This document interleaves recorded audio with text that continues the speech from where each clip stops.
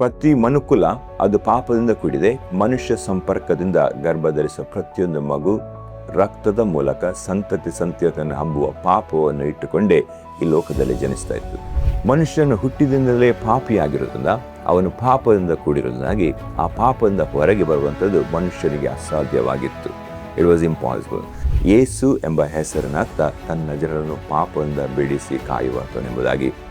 ಯಾರೆಲ್ಲ ಈ ಸುವಾರ್ತೆ ಅಂದರೆ ಈ ಶುಭ ಸಂದೇಶ, ಗುಡ್ ನ್ಯೂಸ್, ಇದರಲ್ಲಿ ಯಾರೆಲ್ಲ ನಂಬಿಕೆ ಇಡ್ತಾರೋ, ನಂಬಿ ಯೇಸು ಕ್ರಿಸ್ತನಿಗಾಗಿ ಜೀವಿಸ್ತೇನೆ ಎಂಬುದಾಗಿ ದೀಕ್ಷಾಸ್ನಾನ ತೆಗೆದುಕೊಳ್ತಾರೋ ಅವರಿಗೆ ನಿತ್ಯ ಜೀವ.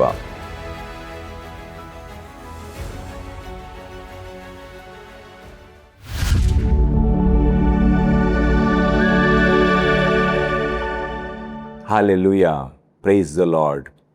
ಪ್ರಿಯರೇ, ಯೇಸು ಕ್ರಿಸ್ತನ ಪರಿಶುದ್ಧ ನಾಮದಲ್ಲಿ ನಿಮ್ಮೆಲ್ಲರನ್ನು ವಂದಿಸ್ತೇನೆ. Happy Christmas. ಈ ದಿವಸದ ಸುಸಂದರ್ಭದಲ್ಲಿ ನಿಮ್ಮೆಲ್ಲರನ್ನು ಕ್ರಿಸ್ಮಸ್ ಹಬ್ಬದ ಶುಭಾಶಯಗಳೊಂದಿಗೆ ವಂದಿಸುವವನಾಗಿದ್ದೇನೆ. ಪ್ರಿಯರೇ, ನಾವು ಇಂದು ದೇವರ ವಾಕ್ಯವನ್ನು ಧ್ಯಾನಿಸಲಿಕ್ಕೆ ಹೋಗುವ ಈ ಗೈಡಿಂಗ್ ಲೈಟ್, ದಾರಿದೀಪ ಎಂಬ ದೇವರ ವಾಕ್ಯ ಸಂದೇಶ ಭಾಗಕ್ಕೆ ನಿಮ್ಮೆಲ್ಲರನ್ನು ಸ್ವಾಗತಿಸ್ತಾ, ನಾವಿವತ್ತು ದೇವರ ವಾಕ್ಯದಲ್ಲಿ ಧ್ಯಾನಿಸಲಿಕ್ಕೆ ಹೋಗುವ ಇಂದಿನ ಸಂದರ್ಭಕ್ಕೆ ಸರಿಯಾಗಿ ಕ್ರಿಸ್ಮಸ್. ಇವತ್ತು ಲೋಕವೆಲ್ಲ ಯೇಸು ಕ್ರಿಸ್ತನ ಜನನ ದಿನವನ್ನು ಆಚರಿಸುವ ದಿನ. ಕ್ರಿಸ್ಮಸ್ ಅಂದರೆ ಯೇಸು ಕ್ರಿಸ್ತನ ಜನನದ ದಿನದ ಆಚರಣೆ. ಸೊ ಈ ಸಂದರ್ಭಕ್ಕೆ ಸರಿಯಾಗಿ ನಾವು ದೇವರ ವಾಕ್ಯದಲ್ಲಿ ಧ್ಯಾನ ಮಾಡುವ ಯೇಸು ಯಾಕೆ ಜನಿಸಿ ಬಂದರು ಎಂಬುದಾಗಿ ನಾವು ಪ್ರಾರ್ಥನೆ ಮಾಡಿಕೊಂಡು ದೇವರ ವಾಕ್ಯವನ್ನು ಧ್ಯಾನಿಸಲಿಕ್ಕೆ ಹೋಗುವ. ಪ್ರೀತಿಯ ಪರಲೋಕದಲ್ಲಿರುವ ತಂದೆಯಾದ ದೇವರೇ, ಯೇಸು ಕ್ರಿಸ್ತನ ಪರಿಶುದ್ಧ ನಾಮದಲ್ಲಿ ನಿಮ್ಮನ್ನು ವಂದಿಸ್ತೇನೆ. ಪ್ರೀತಿಯ ತಂದೆ ಸ್ವಾಮಿ, ನಿಮ್ಮ ಪಾದದ ಬಳಿಗೆ ಬಂದಿದ್ದೇವೆ. ತಂದೆ, ನೀವು ಒಳ್ಳೆಯ ದೇವರು, ಒಳ್ಳೆಯದನ್ನೇ ಮಾಡುವ ದೇವರು, ಪ್ರೀತಿ ದಯೆ ಕರುಣೆ ತುಂಬಿರುವ ದೇವರು ನೀವು ಆಗಿದ್ದೀರಿ ಸ್ವಾಮಿ. ನಿಮ್ಮ ಸನ್ನಿಧಿಯಲ್ಲಿ ಪ್ರಾರ್ಥನೆ ಮಾಡ್ತಿದ್ದೇವೆ. ಒಳ್ಳೆಯ ಸಂದರ್ಭಕ್ಕಾಗಿ ಸ್ತೋತ್ರ. ನಿಮ್ಮ ಜೀವಳ ವಾಕ್ಯವನ್ನು ಧ್ಯಾನಿಸಲಿಕ್ಕೆ ಕೊಟ್ಟ ಅವಕಾಶಕ್ಕಾಗಿ ಸ್ತೋತ್ರಪ್ಪ. ಈ ಸಂದೇಶವನ್ನು ಕೇಳುವ ಪ್ರತಿಯೊಬ್ಬರಿಗೆ ನೀವು ಮಾತನಾಡಿ, ವೈಯಕ್ತಿಕವಾಗಿ ಮಾತನಾಡಿ. ಪವಿತ್ರಾತ್ಮನೇ, ನೀವು ಬಲವಾಗಿ ಚಲಿಸಿ ಸ್ವಾಮಿ. ಅಪ್ಪ, ನೀವು ಹುಟ್ಟಿ ಸ್ವಾಮಿ. ಅಪ್ಪ, ನಿಮ್ಮ ವಾಕ್ಯದಲ್ಲಿರುವ ಮರ್ಮಗಳು ಸ್ವಾಮಿ ಪ್ರತಿಯೊಬ್ಬರ ಹೃದಯದಲ್ಲಿ ಆಳವಾಗಿ ಬೇರೂರಲಿ ಸ್ವಾಮಿ. ಕಾರ್ಯಗಳನ್ನು ಅದ್ಭುತಗಳನ್ನು ಮಾಡಿ ತಂದೆಯೇ ನಿಮಗೆ ಮಹಿಮೆ ಆಗಲಿ ಅಪ್ಪ. ಯೇಸು ಕ್ರಿಸ್ತನ ನಾಮದಲ್ಲಿ ಬೇಡಿ ಹೊಂದಿದ್ದೇವೆ, ಆಮೆನ್. ಪ್ರಿಯರೇ, ನಾನು ಈಗಾಗಲೇ ಹೇಳಿದಾಗೆ ಇವತ್ತಿನ ಸಂದೇಶದ ವಿಷಯ ಯಾಕೆ ಯೇಸು ಜನಿಸಿ ಬಂದರು. Why Jesus born. ಯಾಕೆಂದರೆ ಈ ದಿವಸದ ಪ್ರಾಮುಖ್ಯತೆ ಕ್ರಿಸ್ಮಸ್ ಅಂತ ಹೇಳಿದರೆ ಯೇಸು ಕ್ರಿಸ್ತನು ಈ ಲೋಕದಲ್ಲಿ ನರಾವತಾರದಲ್ಲಿ ಜನಿಸಿ ಬಂದ ದಿನದ ಆಚರಣೆಯಾಗಿದೆ. ಸೊ ನಾವು ಯಾಕೆ ಯೇಸು ಜನಿಸಿ ಬಂದರು ಎಂಬುದನ್ನು ಧ್ಯಾನ ಮಾಡುವುದಕ್ಕಿಂತ ಮೊದಲು ಹೇಗೆ ಜನಿಸಿ ಬಂದರು ಎಂಬುದನ್ನು ನಾವು ಧ್ಯಾನ ಮಾಡುವ. ಆನಂತರ ನಾವು ಯಾಕೆ ಜನಿಸಿ ಬಂದರು ಎಂಬುದನ್ನು ಧ್ಯಾನ ಮಾಡಲಿಕ್ಕೆ ನಮಗೆ ಸುಲಭವಾಗ್ತದೆ. ಯೇಸು ಕ್ರಿಸ್ತನು ಆ ಪರಲೋಕದ ದೇವರು, ಸರ್ವಶಕ್ತನು, ಸರ್ವಶ್ರೇಷ್ಠನು, ಸಮಸ್ತವನ್ನು ಉಂಟು ಮಾಡಿ ಆಳ್ತಾ ಇರುವ ದೇವರು, ಸೃಷ್ಟಿಕರ್ತನಾದ ದೇವರು. ಆತನು ಈ ಲೋಕದಲ್ಲಿ ನರಾವತಾರದಲ್ಲಿ ಜನಿಸಿ ಬರುವಂಥದ್ದು ಒಂದು ಅದ್ಭುತ, ಒಂದು ಶ್ರೇಷ್ಠವಾದ ಕಾರ್ಯ. ಅದು ಅಸಾಮಾನ್ಯವಾದ ಕಾರ್ಯ, ಸಾಮಾನ್ಯವಾದ ಕಾರ್ಯವಲ್ಲ, ಅದು ಅಸಾಮಾನ್ಯವಾದ ಕಾರ್ಯ. ಸೊ ಹೇಗೆ ಈ ಪರಲೋಕದ ದೇವರು, ಭೂಮ್ಯಾಕಾಶಗಳ ಒಡೆಯನು, ಆತನು ಈ ಭೂಲೋಕದಲ್ಲಿ ಹೇಗೆ ಒಂದು ಸ್ತ್ರೀಯ ಗರ್ಭದಲ್ಲಿ ಒಂದು ಸಾಮಾನ್ಯ ಶಿಶುವಾಗಿ, ಒಬ್ಬ ಸಾಮಾನ್ಯ ವ್ಯಕ್ತಿಯಾಗಿ, ತಾನು ಸೃಷ್ಟಿಸಿದ ಸೃಷ್ಟಿಯ ಒಳಗೆ ಒಬ್ಬ ವ್ಯಕ್ತಿಯಾಗಿ ಹೇಗೆ ಜನಿಸಿ ಬಂದರು ಎಂಬುವಂಥದ್ದು ಬಹಳ ವಿಶಿಷ್ಟವಾದುದು, ಶ್ರೇಷ್ಠವಾದುದು. ಈ ಅಸಾಮಾನ್ಯವಾದ ಕಾರ್ಯ ಸಾಮಾನ್ಯವಾದ ಜನರ ಮೂಲಕ ಆಗಲಿಲ್ಲ. ಇದು ಪರಲೋಕದ ದೇವರ ಆತ್ಮನ ಮೂಲಕವೇ ಆಯಿತು. ಪವಿತ್ರಾತ್ಮನ ಮೂಲಕವಾಗಿಯೇ ದೇವರು ವಾಕ್ಯವೆಂಬಾತನು ಅಂದರೆ ಯೇಸು ಕ್ರಿಸ್ತನು ಮರಿಯಳ ಗರ್ಭದಲ್ಲಿ ಆತನು ಜನಿಸಿ ಬಂದನು. ಹಾಲೆಲೂಯಾ. ಸೊ ಯೇಸು ಕ್ರಿಸ್ತನ ಜನನ ಅದು ಪವಿತ್ರಾತ್ಮನ ಮೂಲಕವಾಗಿ ಆ ಮರಿಯಳಾದ ಕನ್ಯೆಯಾದ, ಪುರುಷ ಸಂಪರ್ಕವಿಲ್ಲದ, ಪುರುಷನನ್ನು ಅರಿಯದ ಕನ್ಯೆಯಾದ ಸ್ತ್ರೀಯಾದ ಮರಿಯಳ ಗರ್ಭದಲ್ಲಿ ಯೇಸು ಕ್ರಿಸ್ತನು ಜನಿಸಿ ಬಂದನು. ಸೊ ನಾವು ವಾಕ್ಯ ಓದುವ ಲೂಕನ ಬರೆದ ಸುವಾರ್ತೆ 1ನೇ ಅಧ್ಯಾಯದ 34 ಮತ್ತು 35ನೇ ವಚನ. ಅಲ್ಲಿ ಹೀಗೆ ಬರೆಯಲ್ಪಟ್ಟಿದೆ. ದೇವದೂತನು ಮರಿಯಳೊಂದಿಗೆ ಮಾತನಾಡ್ತಾ ಇದ್ದಾರೆ. ಮರಿಯಳು ಆ ದೂತನನ್ನು, ಇದು ಹೇಗಾದೀತು, ನಾನು ಪುರುಷನನ್ನು ಅರಿತವಳು ಅಲ್ಲವಲ್ಲ ಎಂದು ಹೇಳಿದಕ್ಕೆ ದೂತನು, ನಿನ್ನ ಮೇಲೆ ಪವಿತ್ರಾತ್ಮ ಬರುವುದು, ಪರಾತ್ಪರನ ಶಕ್ತಿಯ ನೆರಳು ನಿನ್ನ ಮೇಲೆ ಬೀಳುವುದು, ಆದ್ದರಿಂದ ಹುಟ್ಟುವ ಆ ಪವಿತ್ರ ಶಿಶು ದೇವರ ಮಗನೆನಿಸಿಕೊಳ್ಳುವನು ಎಂಬುದಾಗಿ. ಹಲ್ಲೆಲೂಯಾ. ಸೊ ಪುರುಷನನ್ನು ಅರಿಯದ ಕನ್ಯೆಯಾದ ಮರಿಯಳಿಗೆ ಈ ವಿಷಯ ಬಹಳ ಆಶ್ಚರ್ಯಕರವಾಗಿ ಕಾಣ್ತದೆ. ನಾನು ಪುರುಷ ಸಂಪರ್ಕ ಇಲ್ಲದವಳು, ನಾನು ಪುರುಷನನ್ನು ಅರಿಯದವಳು ಎಂಬುದಾಗಿ ಹೇಳುವಾಗ ದೇವದೂತನು ಹೇಳ್ತಾನೆ, ಆ ಶಿಶು ಪವಿತ್ರಾತ್ಮನ ಮೂಲಕವೇ ಅದು ಉಂಟಾಗ್ತದೆ. ನೀನು ಪವಿತ್ರಾತ್ಮನ ಮೂಲಕ ಗರ್ಭ ಧರಿಸ್ತೀಯಾ, ಹುಟ್ಟುವ ಶಿಶು ಪವಿತ್ರ ಶಿಶು ಎನಿಸಿಕೊಳ್ಳುವುದು ಎಂಬುದಾಗಿ ದೇವದೂತನು ಹೇಳ್ತಾನೆ. ಸೊ ಯೇಸು ಸ್ವಾಮಿ ಈ ಲೋಕದಲ್ಲಿ ಜನಿಸಿ ಬಂದಾಗ ಅದು ಮಾನವ ಸಂಪರ್ಕದಿಂದ ಉಂಟಾದಂಥ ಗರ್ಭವಲ್ಲ, ಅದು ದೇವರ ಆತ್ಮನ ಮೂಲಕ ದೇವರಿಂದಲೇ ಉಂಟಾದ ಒಂದು ಅದ್ಭುತವಾದ ಕಾರ್ಯವಾಗಿದೆ. ಕನ್ಯೆಯಾದ ಸ್ತ್ರೀ ತನ್ನ ಗರ್ಭದಲ್ಲಿ ಪರಲೋಕದ ದೇವರನ್ನು ಗರ್ಭ ಧರಿಸಿ ಈ ಲೋಕದಲ್ಲಿ ಜನಿಸಿ ಬಂದು. ಸೊ ಯೇಸುವಿನ ರಕ್ತ ಅದು ಪರಲೋಕದಿಂದ ಬಂದಂಥ ರಕ್ತ. ಆ ರಕ್ತದಲ್ಲಿ ಯಾವ ಪಾಪವಿಲ್ಲ, ಅದು ಪರಿಶುದ್ಧವಾದುದು. ವಾಕ್ಯದಲ್ಲಿ ನಾವು ನೋಡಿದ್ದೇವೆ, ಆ ಶಿಶು ಪವಿತ್ರ ಶಿಶು ಎನಿಸಿಕೊಳ್ಳುವುದು, ಅದು ದೇವರ ಮಗ ಎನಿಸಿಕೊಳ್ಳುವುದು ಎಂಬುದಾಗಿ ವಾಕ್ಯ ಹೇಳ್ತದೆ. ದೇವರ ಮಗ ಅಂತ ಹೇಳಿದರೆ ಭೂಪರಲೋಕಗಳ ಒಡೆಯನು, ಸರ್ವಶಕ್ತನು, ಸರ್ವಶ್ರೇಷ್ಠನಾದ ದೇವರು ಈ ಲೋಕದಲ್ಲಿ ನರವತಾರದಲ್ಲಿ ಇಳಿದು ಬಂದಾಗ ಆತನ ದೇವರು ಮಗನು ಎನಿಸಿಕೊಂಡನು, ಅಥವಾ ದೇವರಿಂದ ಬಂದಾತನು ಎಂಬುದರ ಅರ್ಥ. ದೇವರ ಮಗ ಅಂತ ಹೇಳಿದರೆ ದೇವರಿಂದ ಬಂದಾತನು, ಅಥವಾ ಆ ಪರಲೋಕದ ದೇವರು ಈ ಲೋಕದಲ್ಲಿ ನರವತಾರದಲ್ಲಿ, god in a human body, god in a human body. So ದೇವರ ಮಗ ಎನಿಸಿಕೊಂಡನು ಎಂಬುದಾಗಿ ನಾವು ನೋಡುವಾಗ, ಇಲ್ಲಿ ನಾವು ನೋಡುವಾಗ ಪವಿತ್ರ ಶಿಶು ಎಂಬುದಾಗಿ ಸ್ಪಷ್ಟವಾಗಿ ಬರೆಯಲ್ಪಟ್ಟಿದೆ. ಸೊ ಯೇಸುವಿನ ರಕ್ತ ನಾನು ಈಗಾಗಲೇ ಹೇಳಿದಾಗೆ ಅದು ಪರಿಶುದ್ಧವಾದ ರಕ್ತ, ಅದರಲ್ಲಿ ಪಾಪವಿರಲಿಲ್ಲ. ಯಾಕೆಂತ ಹೇಳಿದರೆ ಈ ಲೋಕದಲ್ಲಿ ಮನುಷ್ಯರೆಲ್ಲರೂ ಪಾಪಿಗಳಾಗಿದ್ದಾರೆ. ಮನುಷ್ಯ ಸಂಪರ್ಕದಿಂದ ಉಂಟಾಗುವ ಗರ್ಭ ಧರಿಸುವ ಪ್ರತಿಯೊಂದು ಮಗುವಿನಲ್ಲಿ ರಕ್ತದ ಮೂಲಕ ಪಾಪ ಸಂತತಿಯನ್ನು ಹಬ್ತಾ ಇತ್ತು. ಸೊ ಪ್ರತಿಯೊಂದು ಮಗು ಕೂಡ ತಾಯಿಯ ಗರ್ಭದಲ್ಲಿರುವಾಗಲೇ ಪಾಪಿಯಾಗಿದೆ.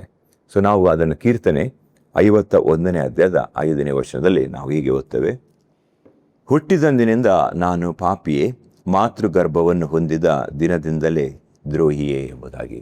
ಹಲ್ಲೆಲೂಯಾ. ಇಲ್ಲಿ ವಾಕ್ಯ ಸ್ಪಷ್ಟವಾಗಿರ್ತದೆ, ನಾನು ಹುಟ್ಟಿದಂದಿನಿಂದ ಪಾಪಿಯೇ, ಮಾತೃಗರ್ಭವನ್ನು ಹೊಂದಿದ ದಿನದಿಂದಲೇ ನಾನು ದ್ರೋಹಿಯಾಗಿದ್ದೇನೆ ಎಂಬುದಾಗಿ. ಸೊ ಬಿಕಾಸ್ ಪ್ರತಿ ಮನುಕುಲ ಅದು ಪಾಪದಿಂದ ಕೂಡಿದೆ. ಮನುಷ್ಯ ಸಂಪರ್ಕದಿಂದ ಗರ್ಭ ಧರಿಸುವ ಪ್ರತಿಯೊಂದು ಮಗು ರಕ್ತದ ಮೂಲಕ ಸಂತತಿಯನ್ನು ಹಬ್ಬುವ ಪಾಪವನ್ನು ಇಟ್ಟುಕೊಂಡೇ ಈ ಲೋಕದಲ್ಲಿ ಜನಿಸ್ತಾ ಇತ್ತು. ಸೊ ಅದಕ್ಕಾಗಿ ಯೇಸುವಿನ ಜನನ ಮನುಷ್ಯ ಸಂಪರ್ಕದಿಂದ ಉಂಟಾಗಲಿಲ್ಲ, ಅದು ದೇವರಾತ್ಮನಿಂದಲೇ ಕನ್ಯೆಯಾದ ಆ ಸ್ತ್ರೀಯೊಳಗೆ ಮರಿಯಳಲ್ಲಿ ಯೇಸು ಆ ಗರ್ಭದಲ್ಲಿ ಜನಿಸಿ ಬಂದರು. ಸೊ ಈಗ ಮನುಷ್ಯನು ಹುಟ್ಟಿದಿಂದಲೇ ಪಾಪಿಯಾಗಿರೋದ್ರಿಂದ, ಅವನು ಪಾಪದಿಂದ ಕೂಡಿರೋದ್ರಿಂದಾಗಿ ಆ ಪಾಪದಿಂದ ಹೊರಗೆ ಬರುವಂಥದ್ದು ಮನುಷ್ಯನಿಗೆ ಅಸಾಧ್ಯವಾಗಿತ್ತು. It was impossible. ಸೊ ಪಾಪದಿಂದ ಹೊರಗೆ ಬರದಿದ್ದರೆ ಆತನ ಪರಲೋಕವನ್ನು ಸೇರುವುದು ಕೂಡ ಅಸಾಧ್ಯವಾಗಿತ್ತು.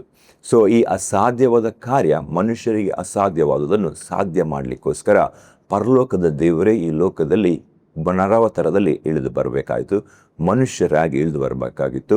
ಮನುಷ್ಯರಾದ ನಮ್ಮನ್ನು ಪಾಪದಿಂದ ಬಿಡಿಸಲಿಕ್ಕೋಸ್ಕರ ಆ ದೇವರು ಮನುಷ್ಯ ಅವತಾರದಲ್ಲಿಯೇ, ನಾವಿದ್ದಾಗಿಯೇ ನರವತಾರದಲ್ಲಿಯೇ ಇಳಿದು ಬರಬೇಕಾಯಿತು. ಅದಕ್ಕೋಸ್ಕರ ಯೇಸು ಕ್ರಿಸ್ತನು ಈ ಲೋಕದಲ್ಲಿ ಜನಿಸಿ ಬಂದರು.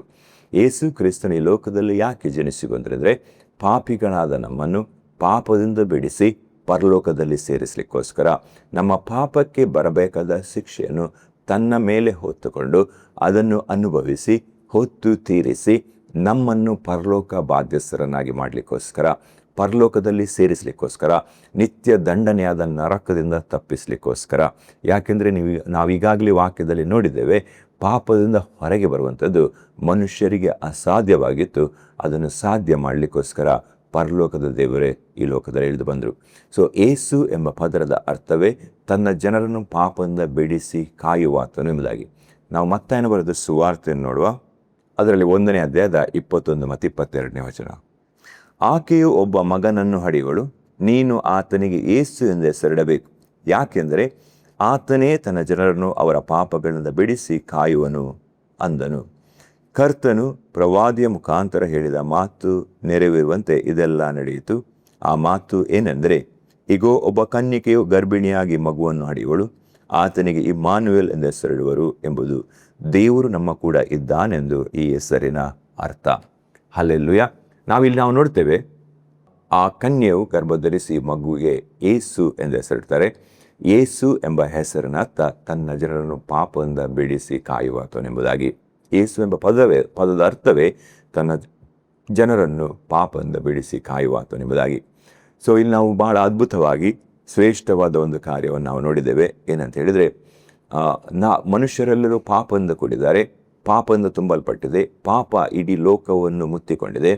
ಸೊ ಆ ಪಾಪದಿಂದ ಬಿಡಿಸ್ಲಿಕ್ಕೋಸ್ಕರ ದೇವರು ನಮ್ಮನ್ನು ಪ್ರೀತಿ ಮಾಡಿ ನಮ್ಮ ಮೇಲೆ ಕನಿಕರವಿಟ್ಟು ನಮ್ಮನ್ನು ಪಾಪದಿಂದ ಬಿಡಿಸಿ ಪರಲೋಕ ಸೌಭಾಗ್ಯದಲ್ಲಿ ಸೇರಿಸಿಕೊಳ್ಬೇಕು, ನಿತ್ಯ ಜೀವದಲ್ಲಿ ಸೇರಿಸಿಕೊಳ್ಬೇಕೆಂಬುದಾಗಿ ನಮ್ಮ ಮಧ್ಯದಲ್ಲಿ ನಮ್ಮ ಹಾಗೆ ನರವತಾರದಲ್ಲಿ ಇಳಿದು ಬಂದರು. ಅದಕ್ಕೆ ನಾವು ನೋಡ್ತೇವೆ, ಇಮ್ಮಾನುವೇಲನು ನಮ್ಮ ಮಧ್ಯದಲ್ಲಿ ಇರುವ ದೇವರು, ನಮ್ಮ ಸಂಗಡ ಇರುವ ದೇವರು ಎಂಬುದಾಗಿ.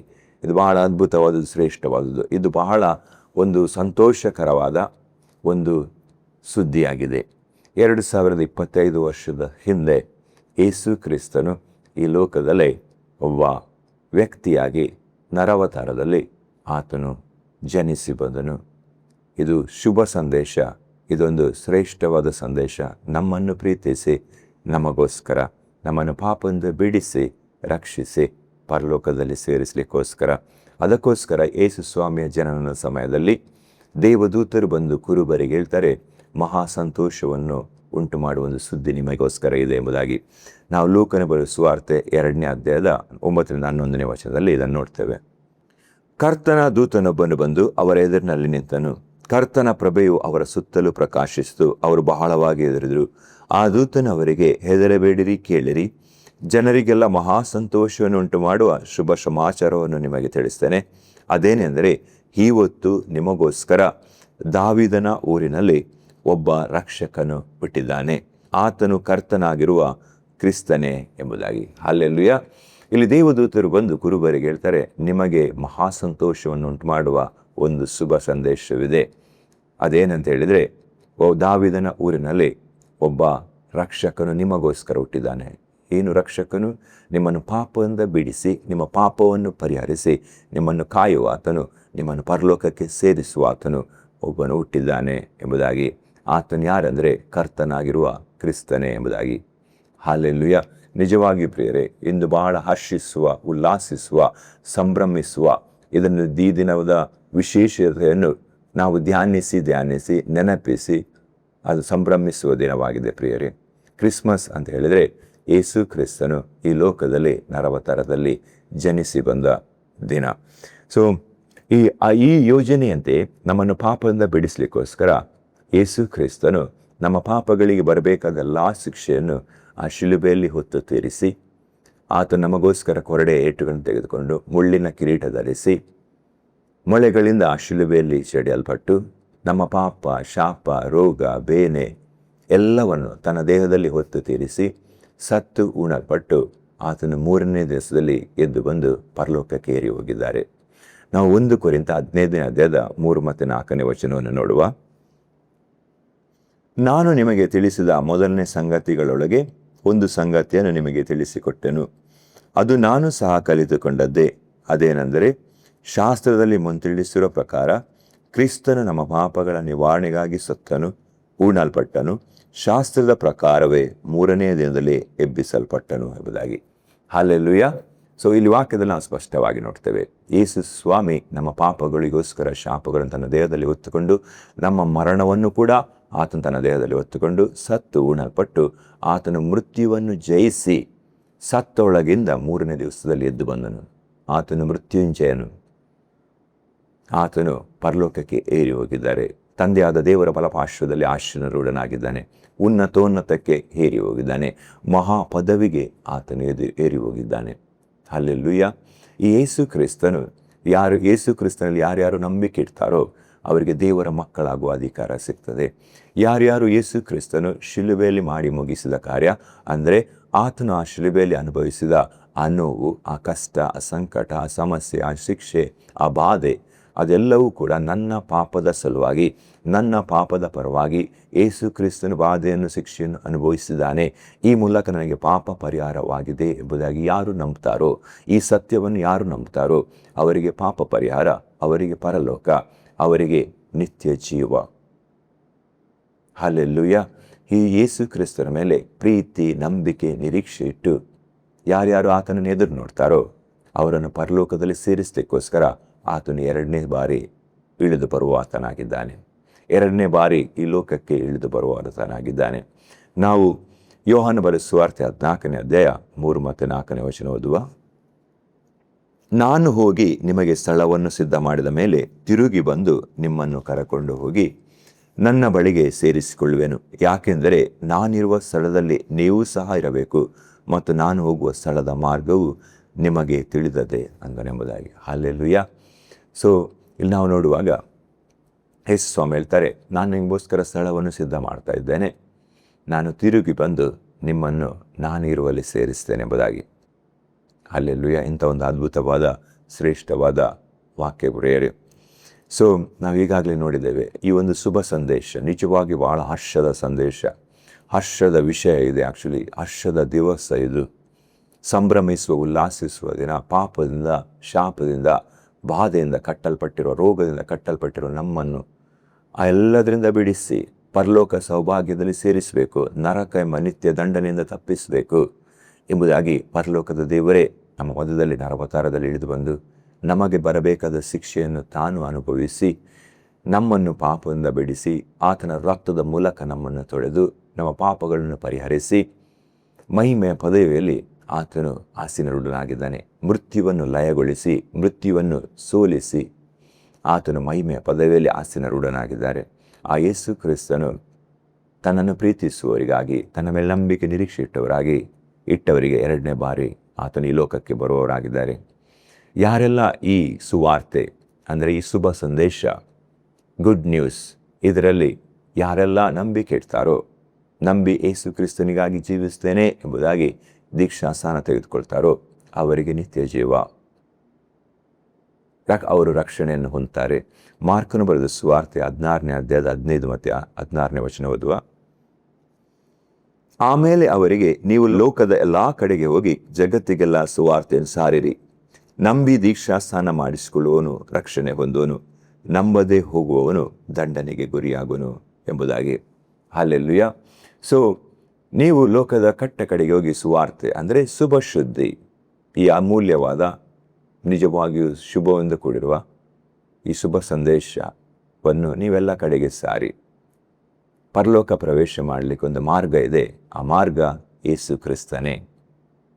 ಯೇಸು ಕ್ರಿಸ್ತನೇ ಮಾರ್ಗವು, ಸತ್ಯವು, ಜೀವವಾಗಿದ್ದಾನೆ. ಆತನ ಹೊರತಾಗಿ ಯಾರೂ ತಂದೆಯ ಬಳಿಗೆ ಬರುವುದಿಲ್ಲ ಎಂಬುದಾಗಿ ವಾಕ್ಯ ಹೇಳ್ತದೆ.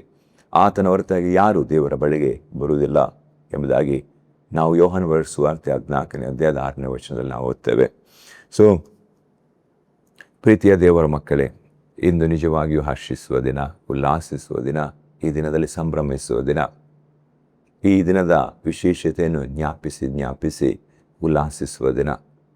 2025 ವರ್ಷಗಳ ಹಿಂದೆ ನಮ್ಮನ್ನು ಪ್ರೀತಿಸಿ ಪರಲೋಕದ ದೇವರು ನರಾವತಾರದಲ್ಲಿ ನಮ್ಮ ಮಧ್ಯದಲ್ಲಿ ಇಳಿದು ಬಂದರು.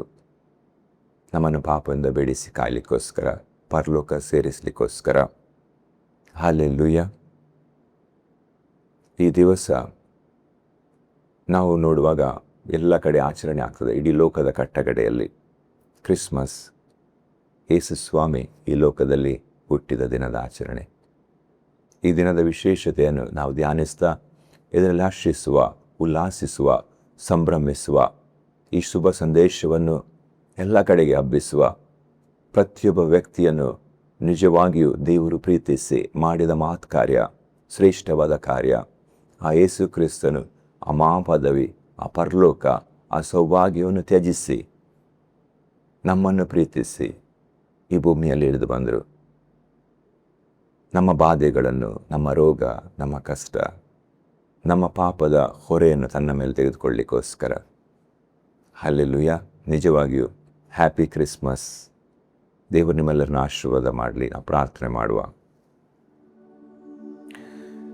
ಪ್ರೀತಿಯ ಪರಲೋಕದಲ್ಲಿರುವ ತಂದೆಯಾದ ದೇವರೇ, ಯೇಸು ಕ್ರಿಸ್ತನ ಪರಿಶುದ್ಧ ನಾಮದಲ್ಲಿ ನಿಮ್ಮ ಪಾದದ ಬಳಿಗೆ ಬಂದೆವಪ್ಪ. ತಂದೆಯವ ನೀವು ಒಳ್ಳೆಯ ದೇವರು, ಮಾತುಗಳನ್ನು ಮಾಡುವ ದೇವರು, ಪ್ರೀತಿ ತುಂಬಿರುವ ಆತ ನೀವು ಅಪ್ಪ. ಈ ಸಂದೇಶದ ಮೂಲಕ ಪ್ರತಿಯೊಬ್ಬರೊಂದಿಗೆ ಮಾತನಾಡಿದಿರಿ, ಪ್ರತಿಯೊಬ್ಬರ ಹೃದಯವನ್ನು ಸ್ಪರ್ಶಿಸಿದಿರಿ. ಅದಕ್ಕಾಗಿ ಸ್ತೋತ್ರ ರಾಜ.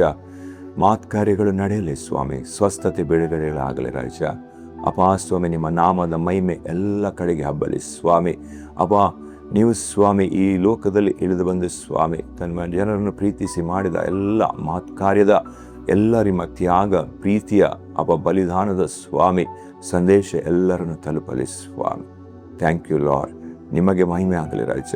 ನಿಮ್ಮ ನಾಮ ಮೇಲೆ ತಲುಪಡಲಿ. ನಿಮ್ಮ ಜನರ ಹೃದಯವನ್ನು ನಿಮ್ಮ ಕಡೆಗೆ ತಿರುಗಿಸಿ ಸ್ವಾಮಿ. Thank you lord. ನೀವು ಹಾಗೆ ಮಾಡಿದಕ್ಕಾಗಿ ಸ್ತೋತ್ರ. ಯೇಸು ಕ್ರಿಸ್ತನ ನಾಮದಲ್ಲಿ ಬೇಡಿ ಬಂದಿದ್ದೇವೆ ತಂದೆ, ಆಮೆನ್. ಪ್ರಿಯರೇ, ಈ ಸಂದೇಶ ನಿಮಗೆ ಆಶೀರ್ವಾದದಾಯಕವಾಗಿದ್ದರೆ ಕಮೆಂಟ್ ಮಾಡಿ, ಲೈಕ್ ಮಾಡಿ. ಸಂದೇಶವನ್ನು ನಿಮ್ಮ ಪ್ರೀತಿ ಪಾತ್ರರೊಂದಿಗೆ, ಸ್ನೇಹಿತರೊಂದಿಗೆ ಹಂಚಿಕೊಳ್ಳಿ. ಚಾನೆಲನ್ನು, ಗೈಡಿಂಗ್ ಲೈಟ್ ಚಾನೆಲನ್ನು ಸಬ್ಸ್ಕ್ರೈಬ್ ಮಾಡಿ, ನೋಟಿಫಿಕೇಷನ್ ಬೆಲ್ ಒತ್ತಿ. ನಾವು ಬೇರೆ ಸಂದೇಶಗಳನ್ನ ಅಪ್ಲೋಡ್ ಮಾಡುವಾಗ ನಿಮಗೆ ತಿಳಿದು ಬರ್ತವೆ. ದೇವರು ನಿಮ್ಮನ್ನು ಆಶೀರ್ವಾದ ಮಾಡಲಿ.